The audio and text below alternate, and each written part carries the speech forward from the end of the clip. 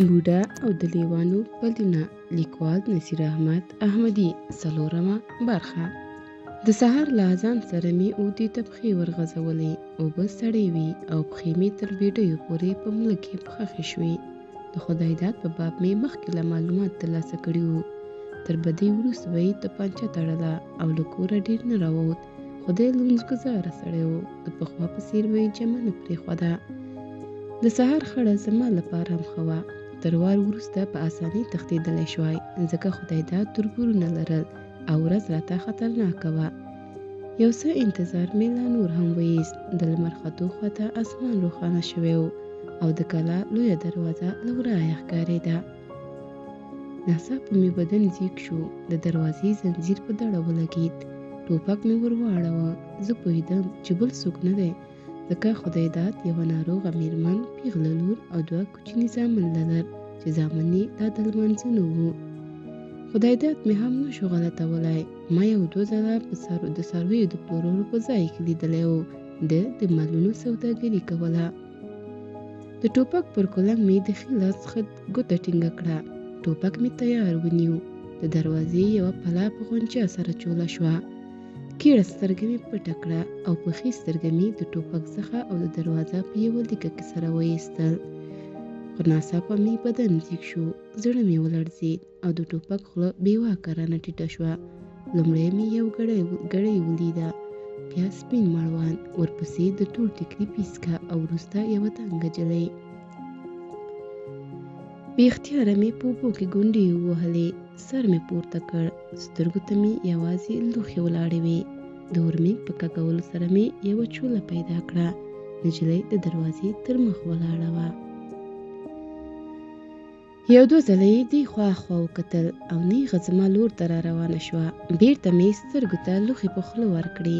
شېبه وروسته مې 5-6 ګامه اخوا په اوبو کې چړپا واورېده. بې احتیاط مې ورمېږ کوږ کړ. نجلۍ د کاریز خولې ته نږدې ناسته وه. د څېرې یوه خوا یې ښکارېدله. ټیکری یې مازې پر ککرۍ تم و. هغې تور او پیچلي ویښته لرل او تر لنډې سپینې زنې یې رډې اوبه څڅېدې. نږدې ټوخې زما ملا پسې کړوپه کړه. بېرته مې لوښې سترګې ورته ودرېدې. یو ډډ نارینه غږ مې واورېد: شیرینو بچو، نن تنور ته ولګوه، د مور دې بیا تبه ده. د نجلۍ نرۍ غږ مې په زړه کې پرېوت. همدا اوس ورځم. نه پوهېږم چې ولې د ځم ټکی راباندې ښه ونه لګېد. بې اختیاره مې بیا غړۍ اوږده شوه. دا ځل د نجلۍ ټوله څېره ښکارېده. سترګې یې غټې وې، خو پزه او خوله یې واړه جوړ شوي وو. د هوسۍ د بچي غوندې معصومه او مینه ناکه راته وایستېده. سړي ته مې وکتل. خدای داد و. د واسکټ له سوریو نه یې لاسونه کښل او په تشې بورۍ یوه توپانچه ځړېده. بېرته مې د نجلۍ خوا ته سترګې واړولې. زړه مې ولړزېد. هغې د لوښو خوا ته کتل. ورو مې غړۍ راټوله کړه. تر هغو مې ساه نه ایسته چې په اوبو کې مې د ګړۍ د ډوبېدو ګړوګړ واورېد. ټوپک ته مې وکتل. پر ماشه ولاړ و. ما په ډېره اسانۍ سره د خپل دښمن ککرۍ سورۍ کولی شوای. هغه 5-6 ګامه لرې او داسې ته ناست و، خو بې واکه د میل خوله په اوبو کې رانه ډوبه شوه.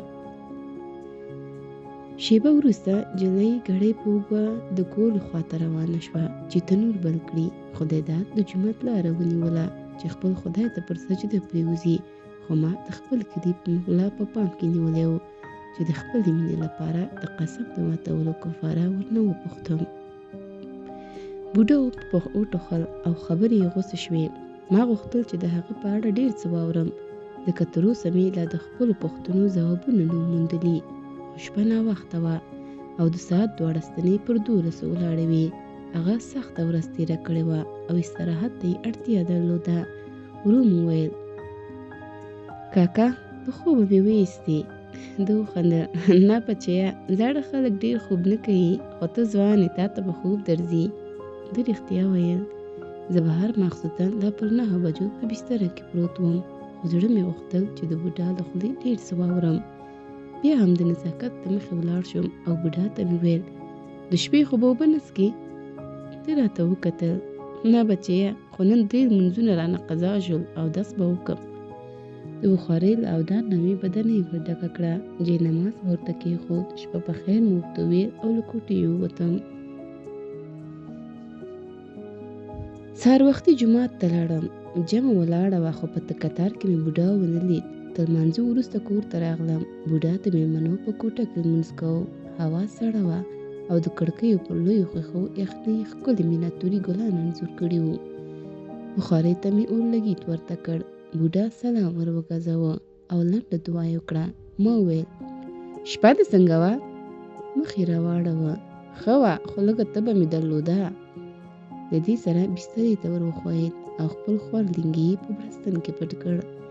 ما یې د ښي لاس تر بند خپلې ګوتې تاوې کړې. رګ یې په عادي توګه غورځېده. ومې ویل لکه چې اوس ښه یې؟ ځواب یې راکړ او زویه خو د شپې کله کله خوله راباندې راځي. ومې خندل خیر زه به ګولۍ درته راولېږم. کور ته لاړم. شېبه وروسته مې د چای په پتنوس کې 2 ګولۍ هم کېښودې او پتنوس مې د کوچني ورور په لاس د مېلمنو کوټو ته ورولېږه. زه په دالان کې له مور سره کېناستم. هغې په دیګي کې پیاز سره کول. ویله چې وړې اوبره خلاص شوي، څو نوره سودا هم پکار ده. خو ما د لارې د بندېدا خبره رامنځته کړه او مې وویل چې واوره ډېره ده، بازار ته تګ نه کېږي. ښه به دا وي چې دا اوس لپاره دا شیان له کوم ګاونډي نه په پور واخلي. بله چاره نه وه. هغې زما خبره ومنله. د چای تر ګرمولو وروسته د خپل تره کره ورغلم. د دوی د مېلمنو په کوټه کې زما د تره زوی او د کلي 5-6 ځوانان سره راټول وو او د قطو یو ډول لوبه یې کوله.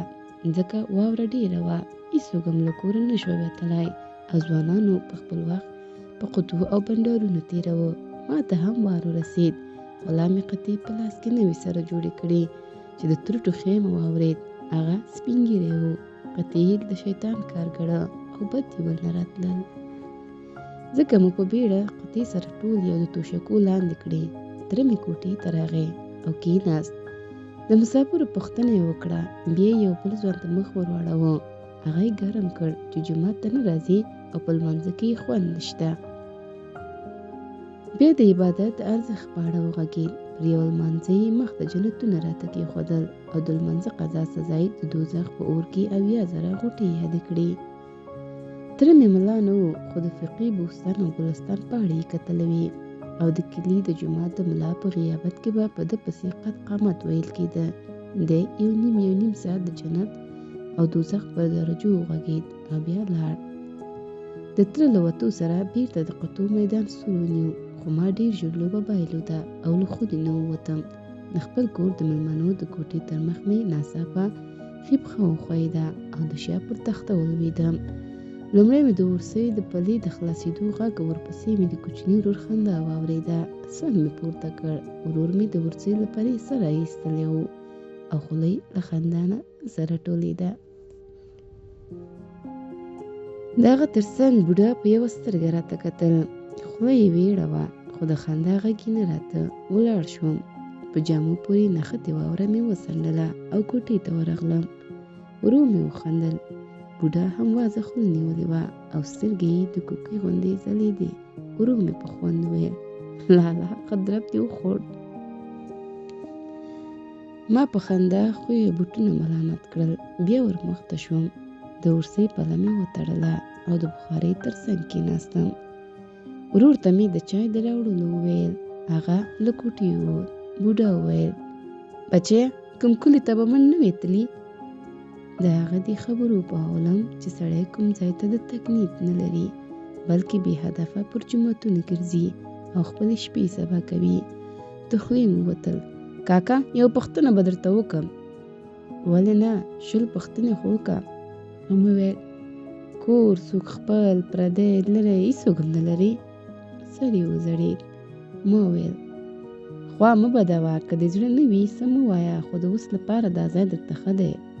یو سوړ اسویلی یې ویست. څه درته ووایم، هم یې لرم او هم یې نه لرم.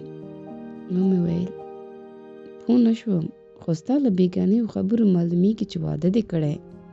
بوډا سر جګ کړ. په سترګې یې اوښکې رغړېدې. سپږمې سره ورغلې.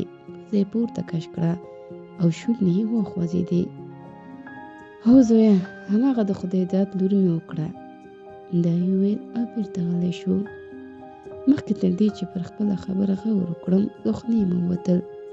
کېدای شي چې د خپل ژوند کیسه راته تېره کړې. شونډې یې یوه ترخه مسخا وخځېده او ورو یې ویل څه ګټه به درته وکړي. سپینه خبره مې ورته وکړه. داسې ښکاري چې ډېر غمونه دې تر شا پرېښي. غواړم ستا د ژوند په راز پوه شم. بیا یې سر وځړېد. ما وویل خیر ته مجبوره نه یې چې د خپل کور خبرې یو پردي ته وکړې. ما وبخه.